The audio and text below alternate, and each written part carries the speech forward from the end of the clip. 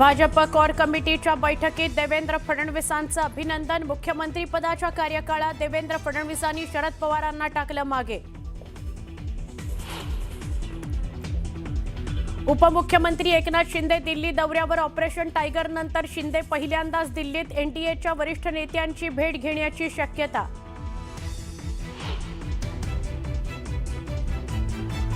जयंत पाटलांनी माझ्या नादी लागू नये, मला डिवचल्यास सोडणार नाही। जलसंपदा टॅगिंगच्या मुद्द्यावरून सुरेश धस यांचा जयंत पाटलांवर हल्लाबोल।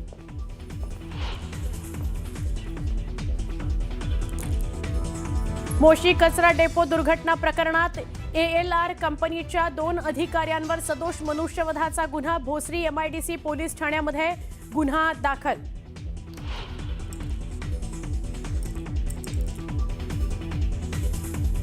चेंबूरमध्ये शाळेच्या बसवर झाड कोसळल्याप्रकरणी चौकशी समितीकडून अहवाल सादर। उद्यान विभाग आणि रस्ते विभागाचा थेट दोष आढळला नसल्याचं नमूद।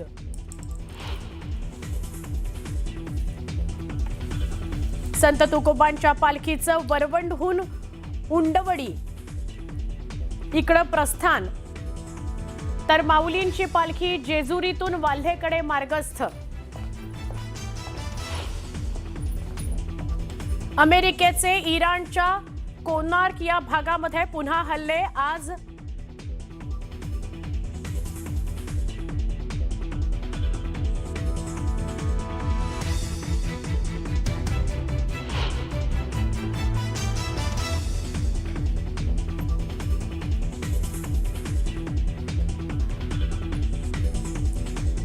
इराणचंही अमेरिकेच्या हल्ल्याला जोरदार उत्तर। कुवेतच्या अमेरिकन तळांवर आणि तेल डेपोंना इराणनं केलं लक्ष्य।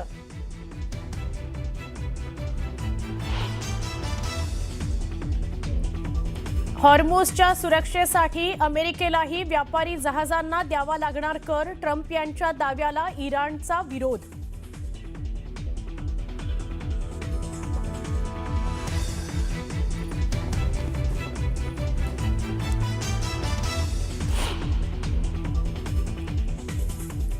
नमस्कार, बुलेटिनमध्ये पुन्हा एकदा स्वागत।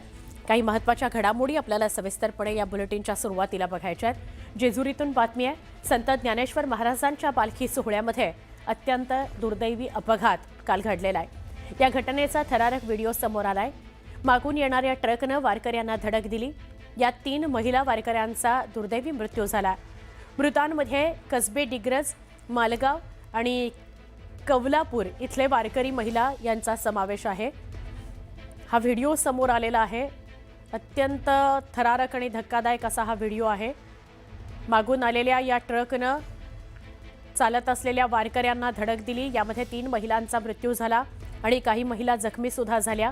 भक्तीत तल्लीन असलेले वारकरी पंढरीच्या दिशेनं निघाले होते। याच दरम्यान एका ट्रकनं या वारकऱ्यांना धडक दिली आहे। ट्रकच्या धडकेनंतर भक्तिमय वातावरणाचं रूपांतर भयावह आक्रोशामध्ये झालं। या घटनेनंतर हळहळ व्यक्त केली जाते। हा ट्रक सुद्धा वारकऱ्यांच्याच सामानानं भरलेला होता।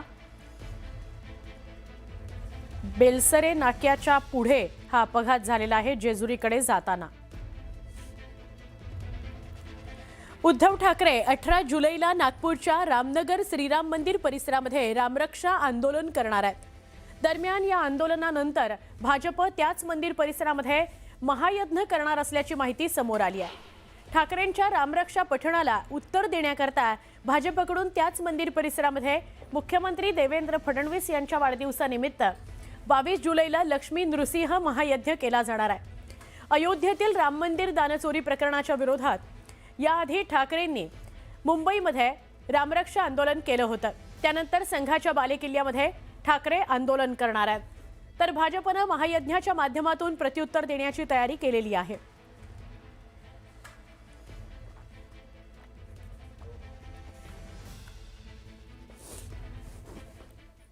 भाजपचे आमदार सुरेश धस यांनी शरद पवारांच्या राष्ट्रवादी काँग्रेसचे नेते जयंत पाटील यांना थेट इशारा दिला।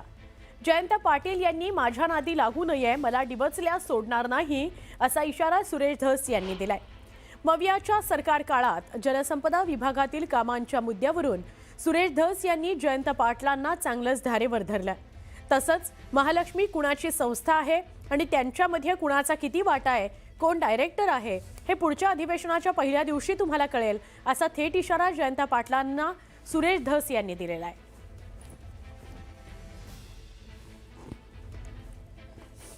मला वाटतं त्यांनी माझ्या नादी लागू नये. मी सोपा डावसायचा माणूस नाही. मी जर उलटा फिरलो तर तुम्हाला सुद्धा नीट सोडणार नाही. जयंत पाटलांनी ती तिकडं बघायचं, ती दादागिरी त्यांची, ती नौटंकी बोलण्याची, आणि त्याच्यानंतर याच्यात बोलायचं. तुम्हाला जेवढं जमतं ना, देवाने तुम्हाला जेवढं दिलंय त्याच्यापेक्षा 1% आमच्या देवाने सुद्धा आपल्याला जास्त दिलेले. तुम्हाला बाकीचे लोक गप्प बसत असतील, आम्ही गप्प बसणार नाही. तुम्ही आमच्या इथं येऊन डवचण्याचे कामं करताना आम्ही बी तुम्हाला डिवचू, सापडतील ना ते बी. या महाराष्ट्र राज्यामध्ये मागचं मवियाचं जे सरकार होतं, त्या सरकारच्या कालावधीमध्ये कोण जलसंपदा मंत्री होतं, ज्यांच्या कालावधीमध्ये जिओ टॅगिंगचा GR झाला, त्या जिओ टॅगिंगच्या GRच्या नावाखाली या महाराष्ट्राची किती लूट झाली हे सुद्धा पुढच्या अधिवेशनात पहिल्या दिवशी बघा. हे महालक्ष्मी सारखी कोणाची संस्था आहे, कोणाचं रजिस्ट्रेशन आहे, त्याच्यामध्ये कोणाचा किती वाटा आहे, कोण डायरेक्टर आहेत, हे सुद्धा पहिल्या दिवशी कळल. ते म्हणले ना पहिल्या दिवशी हे कळल, तर हे बी पहिल्या दिवशी कळल जयंत पाटलांना. ऑपरेशन टायगर नंतर राज्याचे उपमुख्यमंत्री आणि शिवसेना मुख्य नेते एकनाथ शिंदे आज दिल्ली दौऱ्यावर आहेत. आज दुपारी एकनाथ शिंदे दिल्लीत दाखल होणार आहेत. शिंदे दिल्लीत दाखल झाल्यानंतर केंद्रीय गृहमंत्री अमित शहा यांची भेट घेतात का, हे पाहणं महत्त्वाचं ठरणार आहे. ठाकरे गटातील 6ही खासदारांनी शिवसेनेचं धनुष्यबाण हाती घेतल्यानंतर शिंदेंच्या या दिल्ली दौऱ्याला महत्त्व प्राप्त झालंय. मुंबईतल्या चेंबूरमध्ये शाळेच्या बसवर पिंपळाचं झाड कोसळून एका विद्यार्थ्याचा मृत्यू झाला होता आणि या प्रकरणी महापालिकेनं नियुक्त केलेल्या चौकशी समितीनं आपला अहवाल सादर केलाय. उद्यान आणि रस्ते विभागाला या चौकशी समितीनं क्लीन चिट दिली आहे. झाडाजवळ पर्जन्य जलवाहिनीचं काम करणाऱ्या कंत्राटदारानं पुरेशी खबरदारी घेतली नसावी आणि त्यामुळे त्याला 5 लाख रुपये दंड करण्याची शिफारस या अहवालात करण्यात आलेली आहे.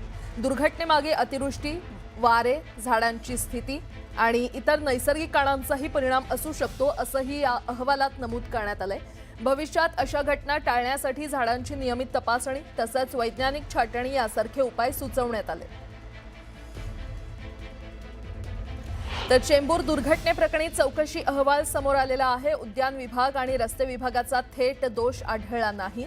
झाडाजवळ पर्जन्य जलवाहिनीचं काम करणाऱ्या कंत्राटदारानं पुरेशी खबरदारी घेतली नसावी, असं या अहवालात म्हटलंय. कंत्राटदाराला 5 लाखांचा दंड ठोठावण्यात आलेला आहे.